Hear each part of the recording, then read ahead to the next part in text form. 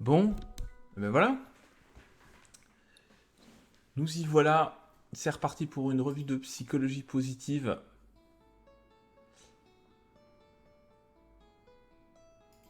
Comment est-ce que ça va aujourd'hui? Alors, je vous ai préparé, j'ai eu le temps cette semaine un petit peu de préparer quelques petites notes, quelques articles qu'on va, qu'on va voir tout de suite. Allons-y, ne perdons pas de temps. Hop, voilà. Donc, aujourd'hui, qu'est-ce qu'on va voir? On va faire une revue de psychologie positive, puis après on finira sans doute par un peu de gaming en fin de live. Donc d'abord, ce qu'on a, c'est un article sur le travail à distance, sur le télétravail. Donc quelques éléments nouveaux sur le sujet. On verra ça, l'article de vulgarisation, puis un petit peu l'article de recherche scientifique. Ensuite, on a le sens dans la vie. Qu'est-ce qui fait le sens dans la vie? Là aussi, de nouveaux éléments, de nouvelles dimensions qui ont été intégrées un petit peu à la recherche sur le sujet. Les bénéfices que la nature, les effets positifs que la nature peut avoir sur la santé mentale. Et enfin, enfin non, il y en a encore deux. La nouvelle recherche qui montre comment le manque de sommeil fait des dégâts sur le cerveau. Et enfin, un article sur la relation entre le bonheur et l'épanouissement personnel et le lieu de vie. Campagne versus ville, en gros. Donc on va voir tout ça. Ce matin, on va essayer d'alterner entre des articles de Vulga et des articles de recherche. Et puis on va commencer tout de suite avec le télétravail. Le télétravail pour démarrer ce stream.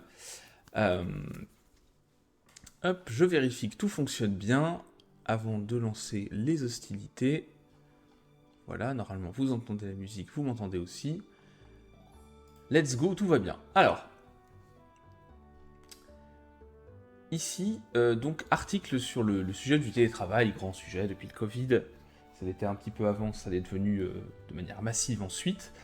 Euh, et donc effectivement, vous le savez, tout le monde le sait, le Covid a fait exploser le télétravail dans le monde, dans les pays occidentaux notamment, mais pas que. Et depuis, c'est devenu une modalité de travail un petit peu classique. Et en tout cas, ce qu'on entend de plus en plus, c'est que dans les entretiens d'embauche, notamment, et notamment pour les jeunes générations, mais pas que, donc les gens qui ont la vingtaine, la trentaine, et même au-delà maintenant, c'est devenu une des questions qui est abordée dans un entretien d'embauche. Combien de jours de télétravail? Alors évidemment, toujours pareil, hein, dans les métiers où il est possible de télétravailler. Mais dans les métiers qui sont des professions où on est plutôt dans les bureaux, etc., c'est souvent quelque chose qui est demandé. Maintenant, qui n'est pas honteux, alors qu'avant, on n'allait pas trop demander à l'entretien d'embauche est-ce que je peux avoir un ou deux jours de télétravail. C'était plutôt une manière sûre et certaine de planter son entretien. Bref. Donc la question qui se pose, et pour les employeurs et pour les employés, c'est est-ce que c'est efficace, pertinent, est-ce que ça a des effets positifs? Alors, l'Institut de Stanford de politique économique et de recherche a étudié un petit peu la question pour voir si la productivité en fait était altérée quand on travaillait depuis la maison. Donc ce qu'ils ont fait là pour l'instant c'est une publication qui n'est pas euh, vérifiée par des pairs, donc c'est une première... l'étude a été pré-publiée en fait si vous voulez, la forme d'un white paper, et donc ils ont regardé un petit peu les proportions, quelle était la proportion d'employés qui travaillaient depuis la maison, quelle était la proportion d'employés qui travaillaient exclusivement depuis le bureau et qui étaient en hybride. Et en gros, là le résumé ici, c'est que on aurait 10 à 20% de baisse de productivité pour ceux qui travaillent exclusivement depuis chez eux. Voilà. Donc ça, c'est une première chose, c'est que le télétravail à 100%, c'est pas fou. Alors on avait déjà des études, il y a eu des études il y a quelques années, même pré-Covid, hein, alors je sais plus en France si c'était pas du ministère ou d'organismes d'organismes paritaires, etc., qui a fait une étude justement pour voir en France ce que ça donnait. Et la conclusion, voilà, pour vous résumer le truc, c'était que en gros 2-3 jours par semaine, c'était ok pour le télétravail. Mais au-delà, ça avait des effets négatifs, notamment sur l'insertion sociale et sur les relations au travail. Pas forcément la productivité, mais en tout cas cet aspect-là. Euh, donc, tac. Je vous mets le titre. Je vous mets le titre dans le chat, comme ça j'épingle ça, et on peut continuer. Donc, ok. Là, en plus, on nous dit que quand on est en télétravail à 100%, la productivité aurait tendance plutôt à baisser. Bon. Alors notamment, là on retrouve le côté voilà, collaboration. Hein. Ça réduirait le fait du télétravail de ne pas avoir des indices non verbaux quand on est en interaction avec les autres par visio, par téléphone. Ça baisserait le côté collaboration, l'innovation, ça enlève les échanges informels, donc l'information circule moins bien. Et donc ça serait assez logique. Donc l'auteur de cet article de vulgarisation a aussi, lui, publié une étude là-dessus sur dans la review, la revue en gros la revue de management Sloan du MIT. Donc en termes de motivation, ça peut avoir des soucis, en termes de stress, etc. Ça représente un défi. Bon. Donc la solution, ça serait sans doute, et on va aller voir l'étude après, hein. Je vais aller vous montrer l'étude directement après pour qu'on aura plus de détails. Mais en gros, ça veut dire que on pourrait essayer de plutôt aller vers de l'hybride pour favoriser quand même l'engagement et la communication entre les employés. Et la conclusion, c'est un petit peu que, comme souvent, comme dans tout, en fait, il s'agit d'un juste milieu pour l'immense majorité des gens. Il y a des boulots qu'on peut faire complètement à distance, il y a des gens qui s'éclatent à distance et qui fonctionnent hyper bien à distance, à 100%, mais dans l'immense majorité des cas, c'est plutôt un système hybride qu'il va falloir trouver, et comme ça permet à la fois de faire du lien social, de la communication plus efficace, de la collaboration plus efficace, et en même temps d'avoir les bénéfices de temps et d'énergie gagnés grâce au télétravail. Parce que le télétravail, ça a quand même des bénéfices en termes de, par exemple, du temps de déplacement. Vous êtes dans une grande métropole, vous êtes à Paris par exemple, à Lyon, à Marseille, même à Nantes. Si vous êtes en télétravail 2 ou 3 jours par semaine, vous n'avez pas les 1 heure de route aller, 1 heure de route retour à faire tous les jours. Et je peux vous dire que ça, en termes de qualité de vie, d'épanouissement, de repos, d'investissement, après de disponibilité cognitive au travail, ça a un impact assez important. Donc évidemment que là-dessus, ça a des bénéfices. Enfin évidemment, quand c'est bien fait. Après, d'un point de vue très cynique aussi pour l'entreprise, le full télétravail, ou en tout cas un télétravail très important, c'est aussi des flex office, plus de bureaux attitrés, moins besoin d'espace, donc moins de location, moins de chauffage, moins d'électricité. Ça a été tout ce qu'ont fait certaines entreprises. Elles ont réduit leur, on va dire leur occupation de locaux parce qu'elles en avaient moins besoin, parce qu'il y a plus de télétravail. Et donc ça permet comme ça de réduire, comme on n'a jamais tout le monde en même temps, de réduire en fait des coûts. Ça permet de contenir des coûts. Je coupe les notifs comme ça, je ne serai pas dérangé. Donc ça permet de contenir les coûts, et ça c'est pas neutre. D'ailleurs, ça reporte des coûts sur les employés, parce que à la maison, c'est rare qu'on ait une bonne chaise à 500-600 balles, c'est rare qu'on ait un poste de travail optimal, voire qu'on ait une pièce pour ça. On paye l'électricité, on paye le chauffage, etc. Donc il y a tous ces problèmes-là. C'était le problème d'ailleurs quand c'était pas cet hiver-là, je crois, mais l'hiver l'année d'avant, quand il y a eu des problèmes de Covid qui revenaient, où je crois que l'université de Strasbourg avait mis les étudiants pendant 3 mois en fait en téléformation du coup, pour faire des économies. Ça refaisait des économies, sauf que les étudiants avaient en plus de la nourriture, et on sait que c'est compliqué, et du chauffage à payer en plus. Donc c'est là aussi, hein, le télétravail, ça paraît être toujours, enfin quand on vous dit c'est de la liberté, c'est à l'avantage de l'employé, c'est pas toujours non plus au désavantage de l'employeur en termes de coûts. en termes de productivité, quand c'est bien fait, en plus, c'est plutôt à l'avantage de l'employeur. Donc, il faut trouver le juste milieu. Donc, voilà, si on revient vers l'étude concrètement, que je vous montre un petit peu, on parle un petit peu de ce qui a été dit, dans les conclusions notamment, je ne vais pas rentrer dans le détail plus que ça, parce que on pourrait y passer beaucoup de temps, mais ce qui est intéressant,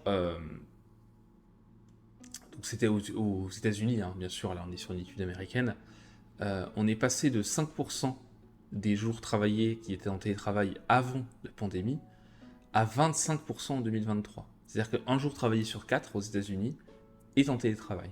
Donc c'est quand même pas neutre. La progression, c'est du x5, c'est quand même assez important. Alors, par contre, ce qu'il faut dire aussi, c'est que 60% des employés ne travaillent pas depuis chez eux. Il y en a 40% qui font du télétravail, un peu, beaucoup, complètement, et 60% qui n'en font pas du tout, parce que en fait, leur boulot ne permet pas d'être en télétravail. Donc, faut pas oublier non plus que quand on parle de télétravail, on parle d'une certaine catégorie de la population. Vous êtes dans le commerce, dans le sens boutique, magasin, etc. Vous êtes dans l'artisanat, vous êtes dans l'industrie, et dans l'industrie, dans la production, le télétravail, ça marche pas. Hein. Donc voilà, 60% des employés ne peuvent pas faire de télétravail, et souvent, c'est les employés qui ont des jobs qui sont les plus mal payés, enfin les moins payés. Donc, ce qu'ils disent, un retail, donc la vente, le transport aussi, hein, bien sûr, la production, l'industrie, la sécurité, le ménage, tout ce qui va être effectivement lié à l'alimentation, à la production de nourriture.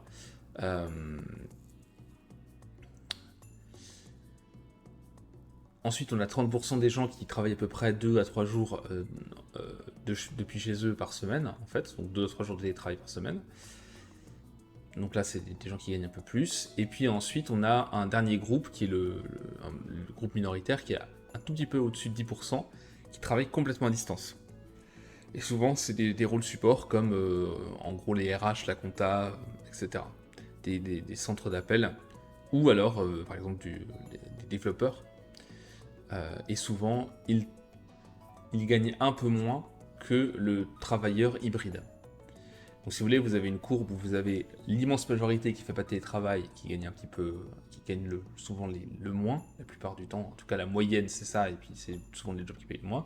Ensuite, vous avez ceux qui font 2-3 jours par semaine, qui sont plutôt des salariés bien payés, 30% des gens, et puis vous avez 10% des gens qui sont complètement en télétravail, qui gagnent plus que ceux qui ne sont jamais en télétravail, mais qui sont quand même, en général, un peu moins payés que ceux qui font de l'hybride. Voilà. Et puis après, vous avez entre ces catégories-là, vous avez des intermédiaires.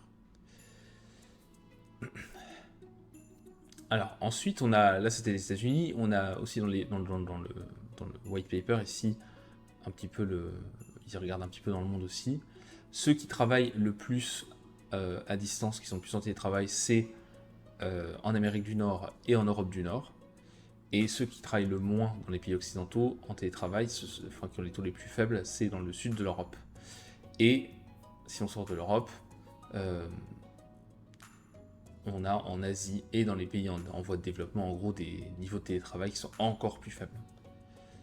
Donc en gros, ce qui fait que les gens font du télétravail dans un pays dépend de la proportion d'employés qui peuvent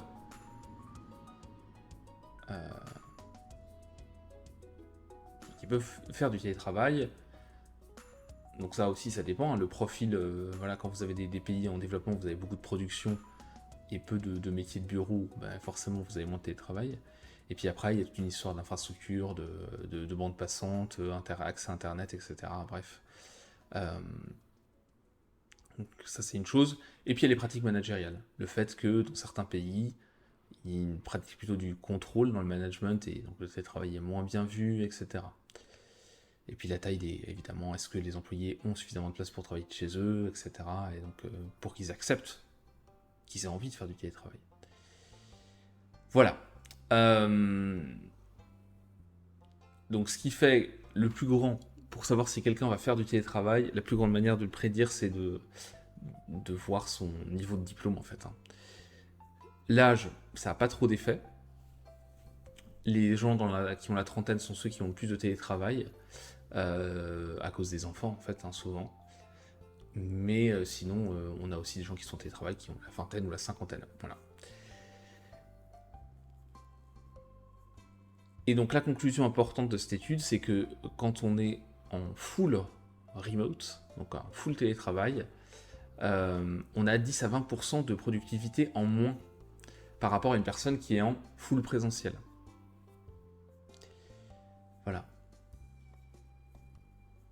Et par contre, l'hybridation, donc un peu de télétravail de 3 jours par semaine, ça a un effet positif sur la productivité. D'abord parce que les gens qui font de l'hybride gagnent du temps chaque jour, du temps de transport chaque jour, 2 à 3 heures en moyenne. Et une partie de ces heures, en fait, sont consacrées au travail. C'est-à-dire qu'au lieu de faire du transport, je ne sais pas si vous êtes en région parisienne, vous faites 2 heures de transport, 3 heures de transport par jour en tout. Vous n'allez pas faire 3 heures de sommeil en plus ou 3 heures de détente en plus, vous allez faire peut-être 2 heures de sommeil détente en plus et puis 1 heure de travail en plus. Donc ça augmente la productivité. Voilà.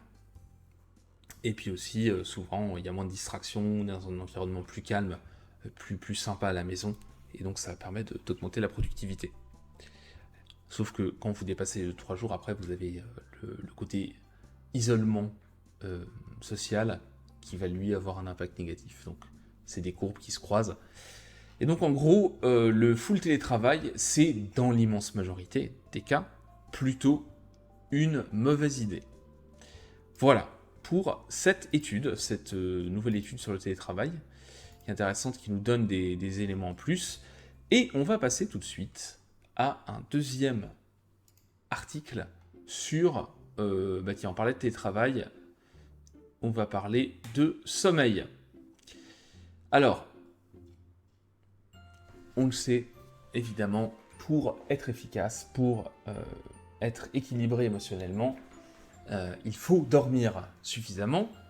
Les recommandations sont autour de 7 à 9 heures de sommeil en moyenne. Certaines personnes qui sont quand même minoritaires, avec 6 heures, 6 heures et demie de sommeil, s'en sortent très bien, mais c'est plutôt rare, plutôt l'exception que la règle, et en général c'est entre 7 et 9 heures, pour des adultes.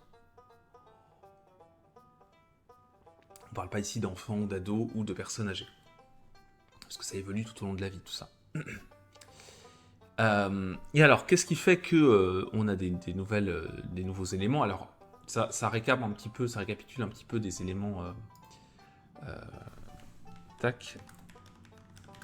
des éléments qu'on connaissait déjà, hein, sur l'effet du manque de sommeil sur le cerveau, les effets du manque de sommeil sur le cerveau.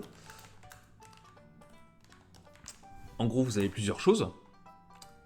Hop là, je vous mets le message épinglé. Si je peux l'enlever. Hop là, voilà. Donc on a plusieurs effets du manque de sommeil sur le cerveau. Il y a un premier truc qui est lié au sommeil paradoxal.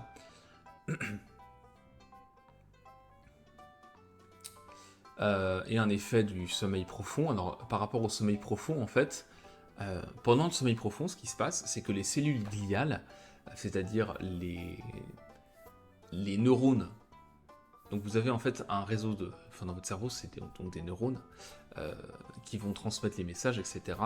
et qui vont faire des réseaux qui vont permettre de créer d'être le substrat biologique de vos connaissances, de vos compétences, etc. Et puis autour, vous avez des cellules gliales qui sont des cellules support qui alimentent les neurones, qui favorisent la myélinisation des fibres, c'est-à-dire en gros l'isolation des fibres pour que le message soit transmis plus vite, et donc que vous soyez plus efficace et plus compétent.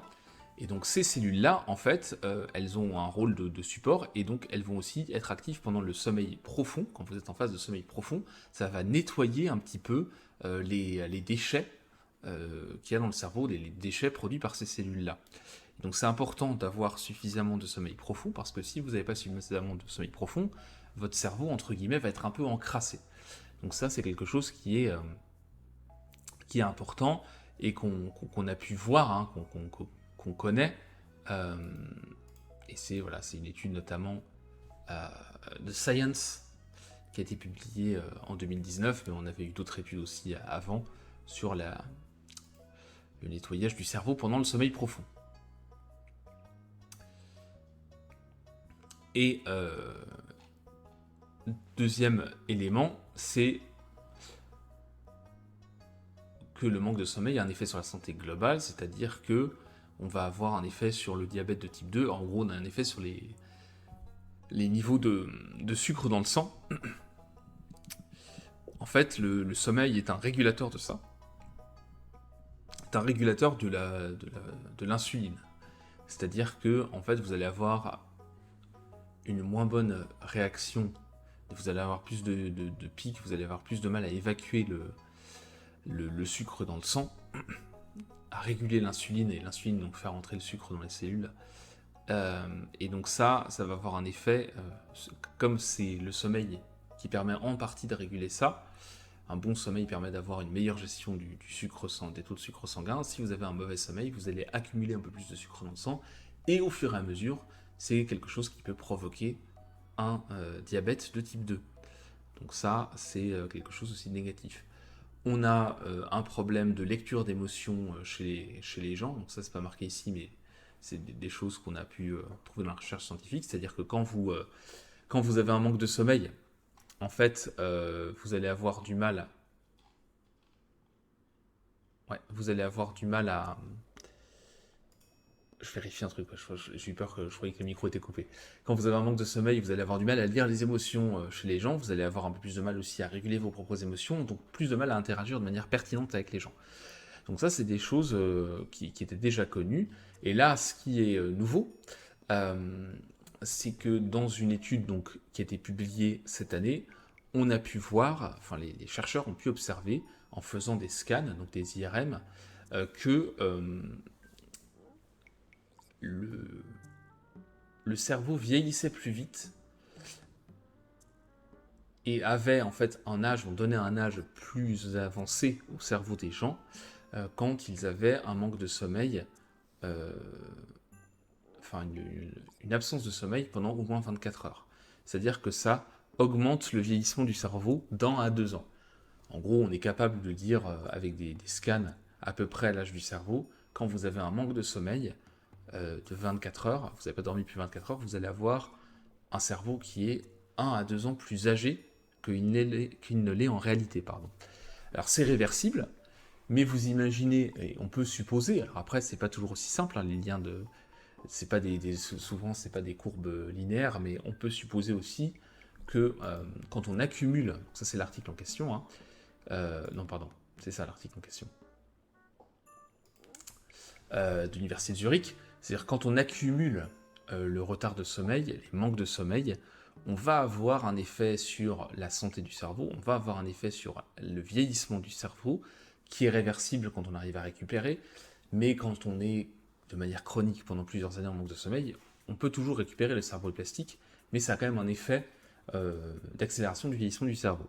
Donc pour à la fois être plus efficace au travail, à la fois être plus épanoui dans ses relations, voilà, être en meilleure santé, eh bien pour toutes ces raisons, il vaut mieux dormir un peu plus. Donc se priver de sommeil à cause du travail, c'est pas une bonne idée.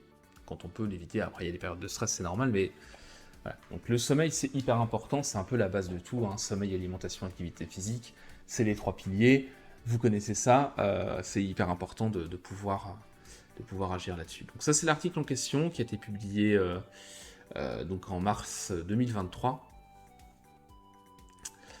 Et donc si ça vous intéresse, vous pourrez aller voir cet article-là, dont je vous mets le DOI, si j'y arrive, dans le chat. Voilà, très bien. Les copier-coller sur PDF, des fois ça marche pas très bien. Donc voilà pour cette deuxième recherche, ça allait assez vite, c'est juste plus de l'info, voilà, de l'info sur ce qui se passe dans le domaine. Et on va passer à un troisième article sur le sens de la vie. Qu'est-ce qui donne du sens à votre vie ? On va épingler ce petit message. Voilà. Donc là aussi un article de Psychology Today qui est basé sur un article de recherche qu'on va aller voir juste après, notamment pour vous montrer les graphiques des résultats. Donc on a tous une définition différente de ce qui donne du sens à notre vie. Chez certains, alors il y a des choses qui reviennent, hein, évidemment la famille, l'amour, les projets au travail qui nous intéressent, le fait d'atteindre tel ou tel objectif, etc. Les amis, bon, bref. Il y a plein de choses qui reviennent, mais là on a une nouvelle étude donc, qui a été publiée cette année dans Evolutionary Behavioral Sciences. C'est pareil, je vais vous mettre le... Si j'arrive à le copier, tac, je vous mets le DOI ici, hop, donc le lien vers l'article, et je vais zoomer un petit peu. Donc qu'est-ce qu'il nous dit cet article en question? Eh bien, il a essayé d'explorer un petit peu les différents domaines qui pourraient donner du sens, qui font partie donc du bonheur eudémonique, donc le fait de trouver du sens dans la vie, pour élargir un petit peu ce qu'on avait actuellement comme dimension du bonheur eudémonique.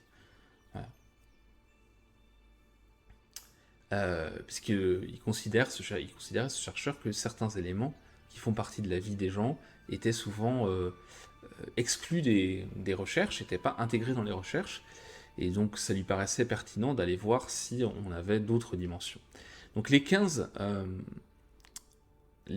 dimensions qui ressortent, qui donnent du sens à la vie dans plusieurs pays, hein, alors ça a été fait auprès d'étudiants, mais... non, même pas, pardon, je confonds avec d'autres études, ça a été fait donc dans plusieurs pays, on va le voir tout à l'heure, et justement comment ça se passe dans les différents pays. Et voilà les 15 dimensions qui ont été identifiées. Donc le côté, alors on a un petit côté pyramide de Maslow aussi, hein, le côté donc faim et en gros le fait que les besoins physiologiques soient remplis, soient atteints, soient satisfaits, voilà. Donc la soif et la faim. Le fait que les gens aient la vie sexuelle qu'ils souhaitent avoir, le fait qu'ils aient un niveau de confort dans leur corps et dans leur environnement qui les satisfasse. Alors vous allez voir, là, la formulation ici, elle est un peu redondante parfois entre différentes dimensions. Dans l'article, c'est un peu mieux séparé. La capacité à avoir un environnement sain, propre, un sentiment de sécurité et de protection du danger, le fait de se sentir attirant physiquement, la capacité à avoir le type de relation romantique qu'on souhaite avoir, c'est-à-dire est-ce que j'ai est-ce que j'ai une des relations romantiques qui correspondent à ce que j'ai envie d'avoir, donc ça donne du sens à ma vie, de la satisfaction dans ma vie, le fait de soutenir les autres, le fait d'acquérir des choses, un revenu, une résidence, enfin un appartement ou des produits aussi, et des objets, le fait de pouvoir gérer son environnement, de le contrôler, le fait d'avoir des liens, des relations à un niveau qui soit satisfaisant pour la personne, le fait d'atteindre un certain niveau de reconnaissance sociale et de respect, d'évoluer dans une atmosphère qui soit basée sur l'équité et l'intégrité, d'être capable d'explorer et d'apprendre de nouvelles choses, et enfin d'avoir la capacité, l'opportunité de s'adonner aux loisirs qu'on a envie de faire, en fait, des activités qu'on a envie de faire. Alors globalement, les gens sont assez satisfaits de leur vie dans le monde. En tout cas, ils sont assez satisfaits de leur capacité à manger et boire à leur faim, d'avoir un environnement sain, propre, et de se sentir en sécurité. Mais ils étaient souvent insatisfaits par rapport à leur possession, leur standing social, le niveau de reconnaissance sociale qu'ils avaient, l'atteinte d'un statut social, et leur capacité à avoir les relations romantiques qu'ils souhaitent avoir. Donc là-dessus, les gens étaient plutôt, en moyenne, pas satisfaits, pas heureux.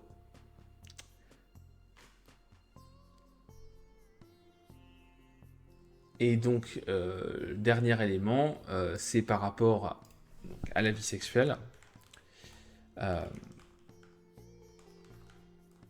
Et là, les gens étaient le plus mécontents, en fait. Hein. Là où ils étaient le plus mécontents, c'était leur vie sexuelle, en gros. Ce qui est cohérent avec d'autres recherches sur le sujet.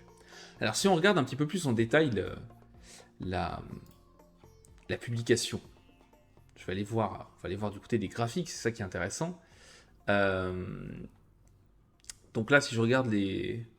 Alors là, je sais plus, c'est l'étude européenne, je crois. Je regarde ça. Tac. Ah voilà. Ça, c'est l'étude mondiale, la partie mondiale de l'étude. Donc, ils ont fait plusieurs mesures. Une mesure dans le monde entier. Donc, étude en ligne, 843 participants, 29, en gros 30 ans d'âge de moyenne. Les gens avaient entre 18 et 65 ans.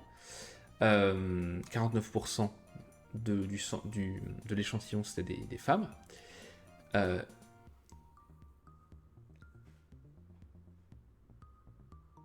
Et il devait donc répondre à un certain nombre de questions avec une échelle de Likert, hein, de tout à fait d'accord à pas du tout d'accord, si je simplifie le truc. La plupart des participants dans cet échantillon étaient du Royaume-Uni, 204 personnes, d'Australie 125, d'Espagne 110, Allemagne 105 et États-Unis 62. Et il y avait 42 personnes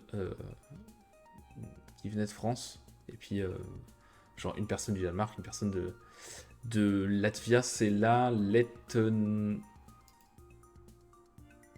La Lettonie ou la Lituanie?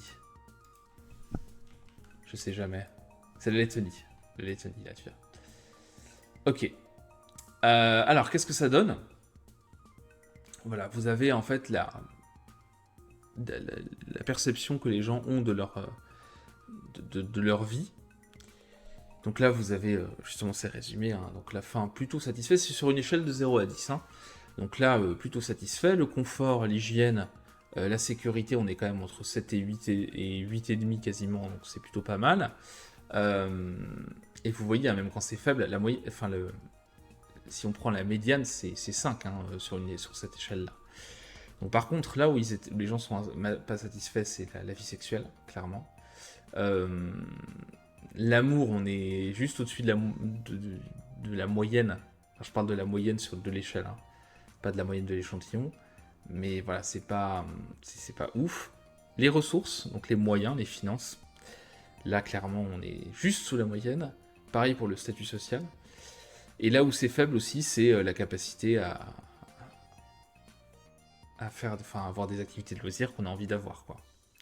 Mais curiosité, justice, ça va. Et puis voilà, les trucs de base, vraiment le confort, l'hygiène, la nourriture, ça va. Après, il faut voir aussi, c'est une étude en anglais. Les gens qui ont répondu, notamment dans les pays étrangers qui sont pas anglophones, sont des gens qui parlent anglais, donc on a un capital social plus important.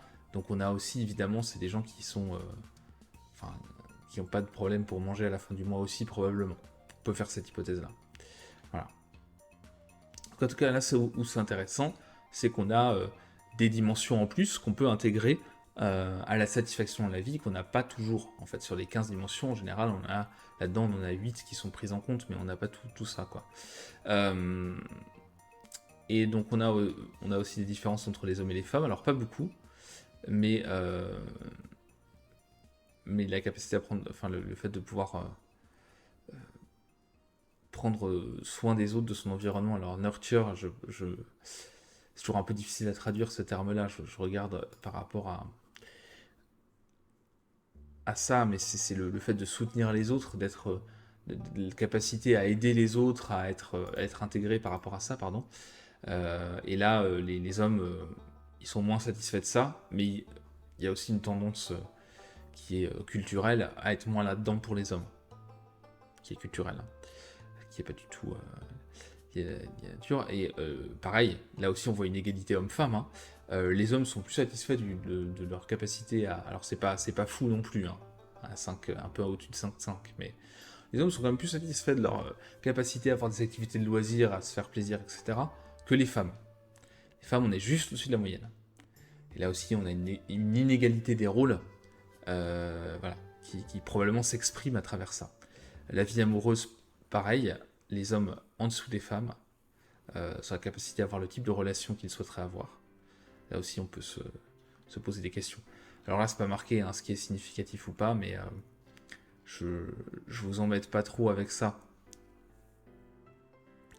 Bon, bah tout était significatif, comme ça.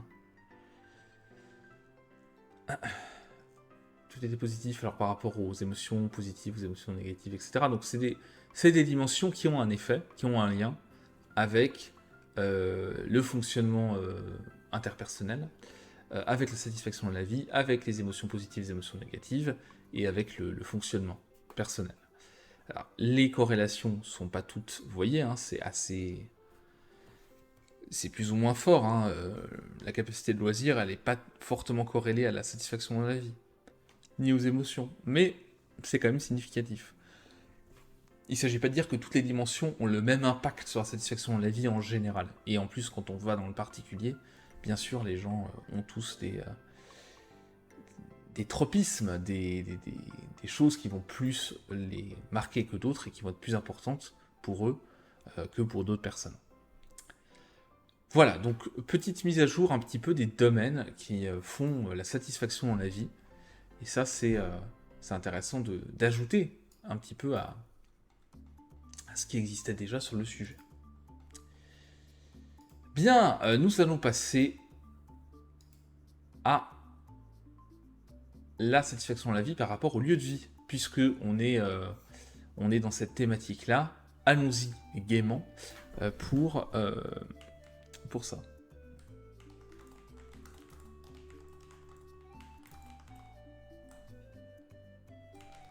Alors, ville ou campagne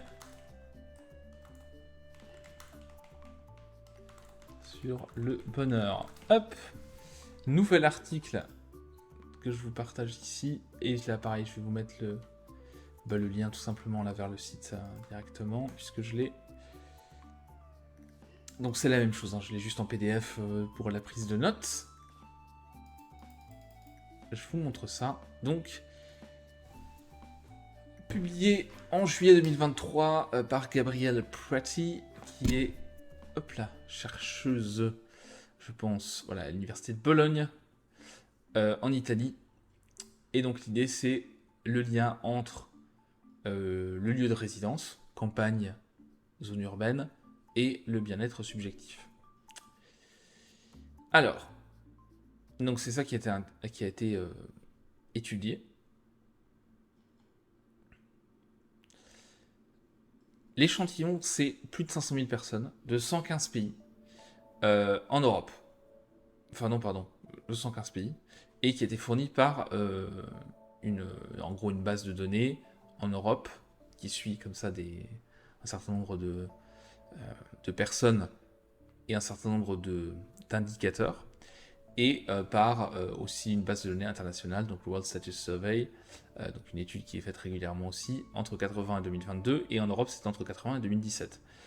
Donc c'est des mesures, des auto-évaluations sur la satisfaction de la vie et sur le bonheur, et donc ça a été utilisé pour constituer ce qu'on appelle dans la recherche le bien-être subjectif, qui est en gros une autre manière de dire le bonheur et la satisfaction dans la vie. Bon. Donc, grosse étude, gros échantillon. Donc là, on commence à avoir des choses intéressantes en termes de taille de population. Alors, allons à l'essentiel, directement.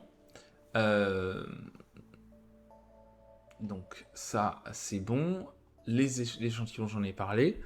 Donc, comment est-ce que c'était mesuré le bien-être subjectif dans les études Donc, par exemple, on avait des questions du type... en prenant tout ça en compte, est-ce que vous diriez que vous êtes très heureux, plutôt heureux, pas vraiment heureux ou pas du tout heureux? Autre type de question, en prenant tous les éléments en compte, en regardant votre vie de manière globale, à quel point êtes-vous satisfait de votre vie d'une manière générale en ce moment? Je ne reviens pas, hein, vous avez aussi là-dessus, vous avez des podcasts que j'ai enregistrés sur le sujet du bonheur et de la satisfaction à la vie. Vous avez des articles sur le blog sur Se Réaliser qui vous parlent et qui proposent d'ailleurs des mesures de bonheur et de satisfaction à la vie. C'est des questions assez classiques dans les études.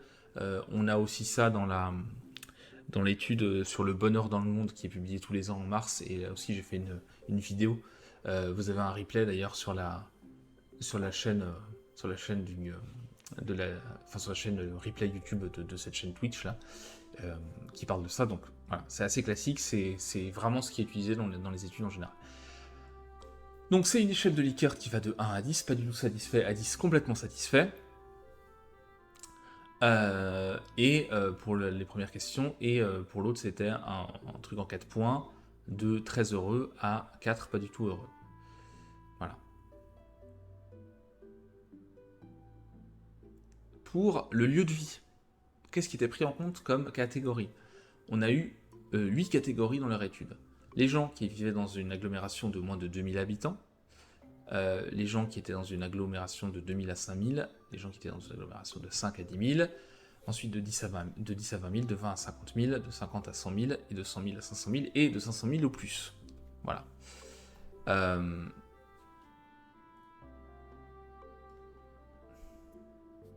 Et dans l'étude européenne, c'est ça, la IVS, ouais c'est ça. IVS c'est l'étude européenne, donc c'était pour la partie américaine, enfin la partie mondiale, pardon.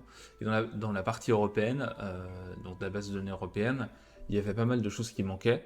Donc en termes de catégories, donc la chercheuse a plutôt utilisé 5 catégories. Moins de 5000 habitants, 5000 à 20 000, 20 000 à 100 000, 100 000 à 500 000 et 500 000 ou plus. Voilà, ça me permettait d'avoir moins de données manquantes. Et évidemment, comme d'habitude, on a un ensemble de données sociodémographiques, le genre, l'âge, l'éducation, le statut professionnel, employé ou pas, le statut marital, le niveau de revenu. Voilà. Analyse statistique, là aussi, je ne vous embête pas avec ça. On va directement aller aux conclusions, résultats de l'étude. Qu'est-ce qui a été trouvé là-dessus? Eh bien, en ajustant par rapport aux variables sociodémographiques. On compare des gens qui gagnent à peu près les mêmes revenus, qui sont du même sexe, etc., qui ont le même niveau d'études. On prend vraiment des choses comparables.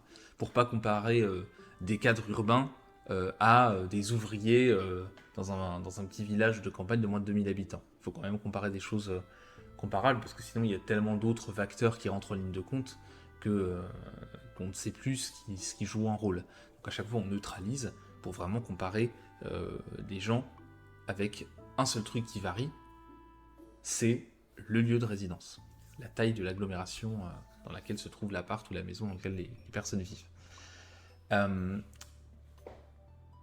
Et donc ce qui a été observé, c'est que l'impact du côté campagne ou ville sur le bien-être était soit très petit, voire trivial, c'est-à-dire non existant, anecdotique, voilà.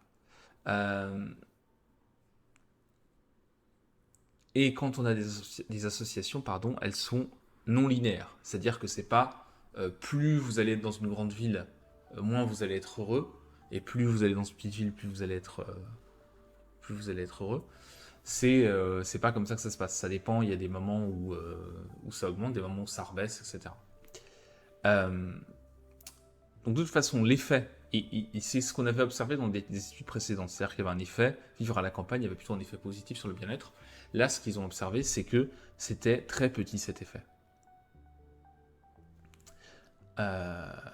Même quand on se concentrait sur les pays européens les plus riches, dans lesquels on a pu observer le paradoxe de bonheur rural et le paradoxe urbain, et on s'attendait à ce qu'il y ait une plus grande différence entre les deux, et en fait pas vraiment. Voilà. Donc vous voyez un petit peu les différences en termes de bonheur par rapport à la taille des villes dans le monde. Bon, les différences sont anecdotiques. La satisfaction dans la vie, pareil, c'est assez limité. Quand on voit les données comme ça, après il y a l'analyse statistique bien sûr qu'il faut prendre en compte, mais là on voit quelque chose de plus en Europe, on voit quelque chose d'un peu plus linéaire avec une baisse. Donc on retrouve un petit peu ça, mais ça reste assez limité. Pour vous donner un ordre d'idée, donc oui, il y a un effet, mais il est assez faible en fait. Pour donner un ordre d'idée, on a un effet des revenus sur la satisfaction dans la vie et le bien-être subjectif, enfin voilà, on va dire le bien-être subjectif parce que ça résume tout, qui est de 188% plus grand que celui du bien-être lié à la différence campagne-ville. Donc c'est-à-dire 100% plus grand c'est x2, donc là c'est quasiment x3. Pareil sur... Alors attendez, que je ne me perde pas. Ah oui, l'effect size, ok. Et l'amplitude de la relation, donc l'impact et l'amplitude de la relation, en gros c'est quasiment du x3, x2,5, x3. Bref, on va résumer comme ça. Et donc les niveaux de satisfaction à la vie sont plus hauts dans les pays qui ont un niveau d'urbanisation intermédiaire. Donc c'est ce qu'ils appellent eux l'effet du bon compromis, ce qui permet d'avoir une meilleure compréhension de l'effet urbain-rural sur le bien-être subjectif. En gros, l'idée c'est que l'effet reste petit, et là où en général on va avoir un effet plus intéressant, c'est quand on est sur des zones intermédiaires, c'est-à-dire d'être dans une ville pas trop grande.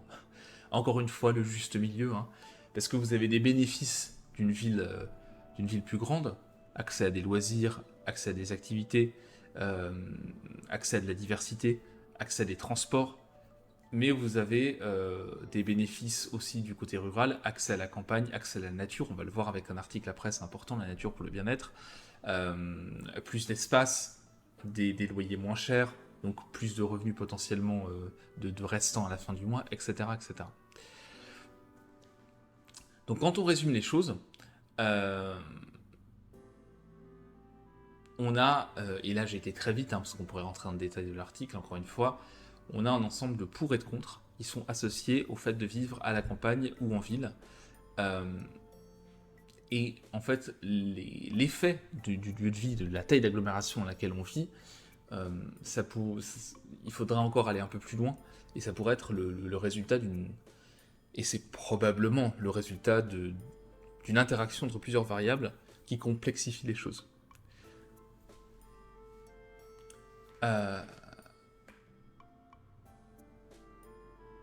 Par exemple, on pourrait se dire, et c'est ce qu'il propose là, que le bien-être en ville pourrait être similaire à celui qu'on a dans des zones un peu plus rurales, si les problèmes liés au bruit et à la peur du crime, en gros à la peur de l'insécurité, étaient contrôlés.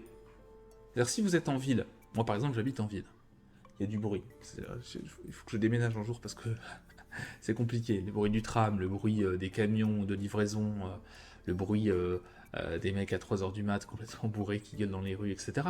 Tout ça, ça a un effet en fait sur le sommeil, c'est un effet sur le bien-être, au final ça a un impact, on le sait. Certaines personnes arrivent plus ou moins à passer outre, à l'ignorer, etc. Mais il y a des effets comme ça du fait de vivre dans des zones urbaines.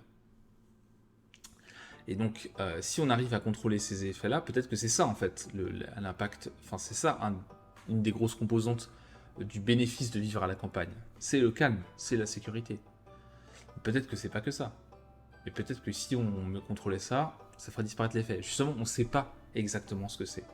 Et donc, il faut aller regarder dans les composantes plus précises, et il faudrait pouvoir mesurer tout ça. Autre chose que je voulais vous dire par rapport à ça, donc l'accès à la nature, ça peut être une chose, bien sûr.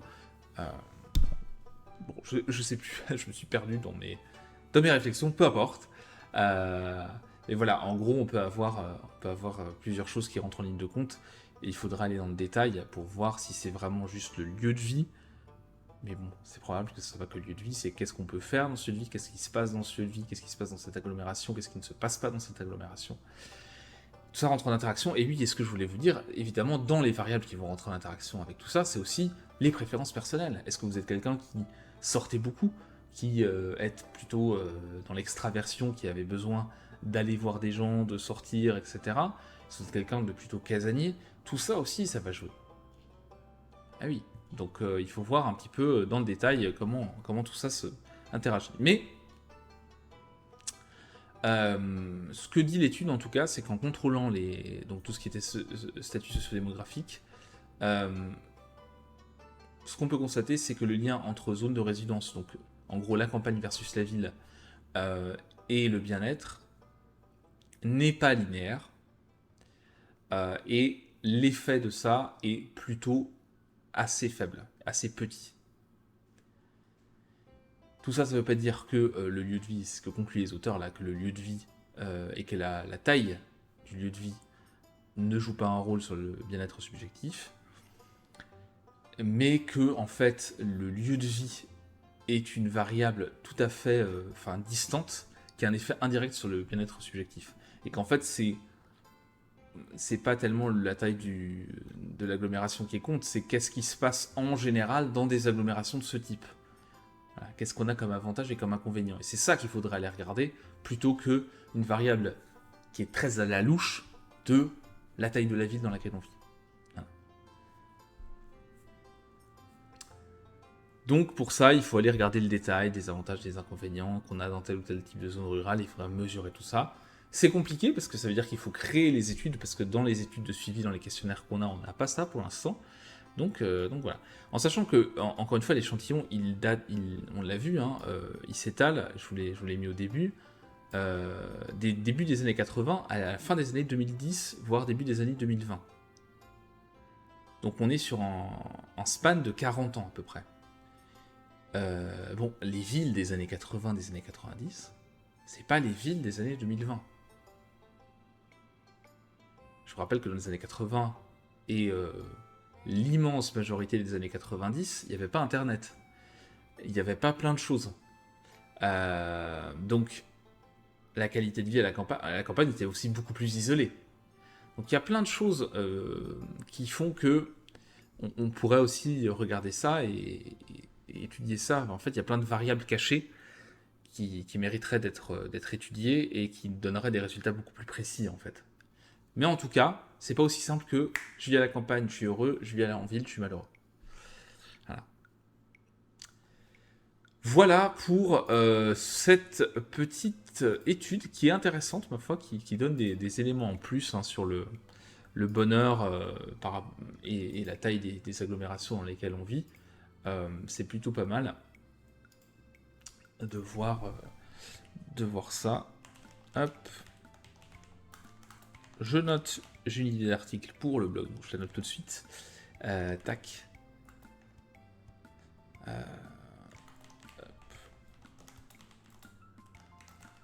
Tac. Voilà. Je me dis que ça peut être une bonne idée aussi de faire des articles un peu plus détaillés sur ces sujets-là. Donc je le note, comme ça je n'oublie pas. Et on va déjà passer, je crois, au dernier article que j'ai en stock pour aujourd'hui. Eh oui. Et justement, on va enchaîner sur l'effet de la nature sur la santé mentale.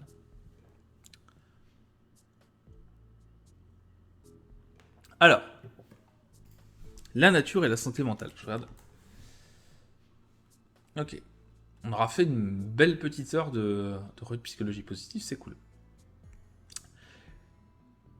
Donc, qu'est-ce que nous dit cet article qui s'appuie sur un article de Science lié les dimensions non matérielles de la nature humaine, enfin de la relation homme-nature et bien-être subjectif à travers des écosystèmes culturels, des services liés aux écosystèmes culturels. Bon. Je vous fais la traduction un peu rapide d'un titre un peu compliqué. On va voir en détail ce que ça veut dire. Je vous fais là des petites erreurs pas très précis comme trad. Alors, on a un papier qui était une étude qui a été publiée en 2022 qui était une méta-analyse. Donc en gros, on a regardé 300 études dans 61 pays et on a repassé tout ça à la moulinette. On a comparé, pris les échantillons, on les a mis ensemble, on a regardé ce qui était une étude valable, pas valable, etc. Pour étudier le lien entre temps passé dans la nature et bien-être, en gros. Et cette méta-analyse a montré que la nature contribuait à notre bien-être de différentes manières, 200 manières non matérielles. Tac. Donc vous avez l'article ici, je vous mets le lien, bien sûr, dans le chat, et évidemment, hop, sur le bonheur, je vais mettre sur le bonheur, je vous mets un petit message épinglé pour savoir aussi de quoi on parle, c'est toujours important de faire ça. Donc vous avez l'article ici, si vous voulez aller regarder en détail un petit peu les résultats. Oh, pardon. Pas assez dormi cette nuit. Voilà, les écosystèmes, enfin bon, il y a plein de choses. On va voir ça en détail. Vous savez, les relations, c'est assez complexe. Les pratiques culturelles, etc. Enfin, il y a la spiritualité. On va voir ça. Donc, il y a des chemins qui connectent en gros ce dont on fait l'expérience dans la nature, qui n'est pas matériel, et notre bien-être. Et en fait, en regardant toutes ces études, les auteurs ont trouvé des liens de cause à effet, des liens explicatifs en fait entre ces dimensions non matérielles et notre bien-être. Les éléments qui ressortent qui sont les plus importants sont la cohésion. Donc interagir avec la nature contribue à la manière dont on se connecte aux autres. En fait, interagir avec la nature, ça nous permet d'améliorer notre capacité de nous connecter aux autres. L'intuition, le fait de se balader dans la nature régulièrement, peut avoir un effet sur l'instinct, nos sentiments, nos expériences sensorielles liées à la spiritualité. Donc en fait, on va avoir aussi un effet sur l'intuition, sur le sentiment les sentiments de savoir un peu ce qu'il faut faire, etc. La satisfaction, le fait de passer du temps dans la nature, ça va avoir un effet sur nos sentiments de satisfaction et de plénitude, d'accomplissement. Voilà. Et la transformation. Se connecter avec la nature peut immédiatement avoir un effet positif sur notre humeur et peut provoquer des changements dans nos comportements, dans notre attitude, etc. etc. On a une autre étude qui a été publiée, et là aussi je vais vous mettre le lien, pardon, hop, des pop-up, tac tac. Une autre étude qui a été publiée qui montre aussi qu'on a des différences significatives dans le fonctionnement cognitif des personnes qui passent du temps dans la nature par rapport à ceux qui passent beaucoup de temps dans les environnements urbains. Et on a une meilleure flexibilité cognitive, une meilleure mémoire de travail, un span, une étendue de l'attention qui est plus importante quand on passe du temps dans la nature plutôt que quand on est dans un environnement urbain. En fait, l'environnement urbain, quand on est très souvent dedans et qu'on ne va pas trop dans la nature, ça va avoir un impact en termes de charge mentale, tout simplement de charge cognitive, sur tous ces éléments-là. Alors que quand on prend le temps de se ressourcer dans la nature, on va avoir un vrai effet. Donc c'est pour ça que maintenant vous avez tout un pan. Alors pareil, il y a à boire à manger un peu New Age et compagnie. Donc faites attention sur les thérapies de la nature, l'écothérapie, etc., etc. Donc on a des choses là-dessus. Bon. En gros, passer du temps dans la nature, c'est un effet sur le bien-être, sur la cognition, ça permet de se ressourcer aussi, sur les émotions, sur la créativité aussi. Ça permet de booster la créativité, le fait de faire une balade dans la nature. Donc, ça a beaucoup d'effets positifs. On sait aussi que même les plantes en intérieur, ça a un effet positif sur la productivité même, et sur les émotions. Donc, tout ça, c'est pas juste un délire de New Age, faire des câlins aux arbres, etc. Ça a un vrai effet qui est mesuré, qui est mesurable et qui est mesuré. Et donc, c'est intéressant. Du passé du temps, même si vous n'êtes pas un fan de nature, voir un peu d'espace vert et se ressourcer un peu dans des espaces verts de temps en temps, c'est plutôt une bonne idée. Alors, le mieux aussi, c'est quand vous baladez dans la nature, c'est d'être pleinement, de profiter, de bien être dans le fait de savourer le moment, de prendre conscience de ce qui se passe, de prendre conscience de votre environnement, et ça vous permettra de vous ressourcer d'autant plus.